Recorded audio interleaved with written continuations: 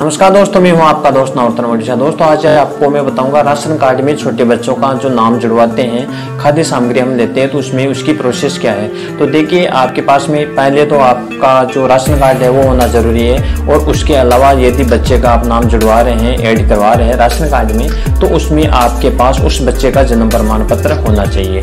यदि आपके पास जन्म प्रमाण पत्र नहीं है तो आप आपकी ग्राम पंचायत से बनवा सकते हैं।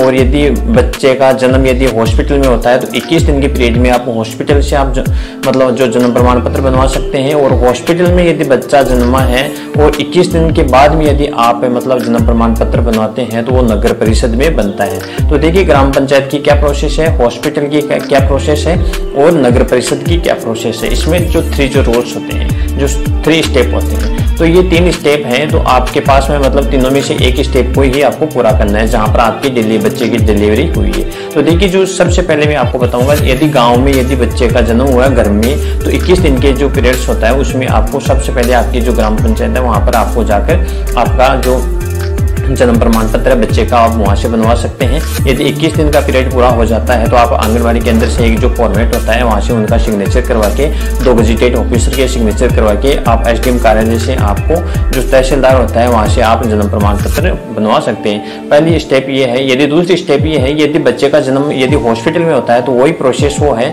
उसमें केवल 1 रूल्स उसमें एक्टिवेट होता है। पहला रूल्स वही है कि यदि बच्चे का जन्म हॉस्पिटल में होता है तो आप 21 दिन के पीरियड में आप बच्चे का जन्म प्रमाण पत्र हॉस्पिटल से बनवा सकते हैं। और हॉस्पिटल में यदि बच्चे का जन्म हुआ है और आप 21 दिन में यदि जन्म प्रमाण पत्र नहीं बनवाते हैं तो आपको नगर परिषद, आपका जो डिस्ट्रिक्ट हेडक्वार्टर होता है वहां से आपका जो जन्म प्रमाण पत्र है आपके बच्चे का वो बनवा सकते हैं। तो ये इसमें जो स्टेप है वो है। देखिए, जो नगर परिषद में यदि आप बनवाते हैं तो उसमें ज्यादा जो प्रोसेस नहीं है।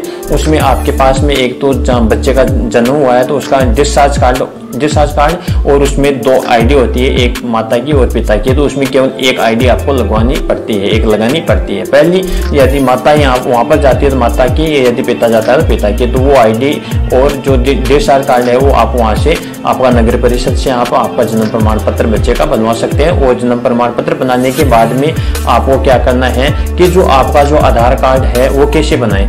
आपके पास में जो जन्म प्रमाण पत्र बन चुका है वो आधार कार्ड कैसे बनाए, तो आधार कार्ड बनवाते हैं तो उसमें 2 आईडी वैलिड आईडी होती है जो सेंट्रल लेवल की, वो जरूरी है। तो देखिए वो कौन कौन सी होती है और उसमें क्या प्रोसेस होती है। अब देखिए, जैसे मान लो कि इसमें 2 प्रोसेस क्या होती है यदि हम राशन कार्ड में नाम जुड़वाना चाहते हैं। तो देखिए, जो 2 प्रोसेस होती है इसमें, जो पहली जो आपने जो जन्म प्रमाण पत्र बनवा लिया है, अब जो आधार कार्ड कैसे बनाए, तो आधार कार्ड में क्या होता है कि आधार कार्ड में 2 आईडी होती है, उसमें वो वैलिड होनी चाहिए। तो एक तो आपके पास जन्म प्रमाण पत्र हो गया बच्चे का, और आप आधार सेंटर पर जाते हैं तो वहां पर एक आईडी अपनी माता या पिता की होनी जरूरी है। देखिए, जहां पर बच्चे के साथ जो माता जाती है तो उसकी आईडी लगेगी, वहां पर पिता की नहीं लगा सकते। यदि पिता जाता है तो पिता की ही आईडी लगेगी, वहां पर माता की आईडी नहीं लगा सकते, क्योंकि वहां पर फिंगर जो प्रिंट होते हैं उसके आधार पर आप आधार कार्ड बनवा सकते हैं। और वो आधार कार्ड बनाने के बाद में एक तो आधार कार्ड और एक जन्म प्रमाण पत्र है, दोनों की आईडी जो हो गई, और बच्चे की जो फोटो है, ये तीनों आप जो डॉक्यूमेंट्स है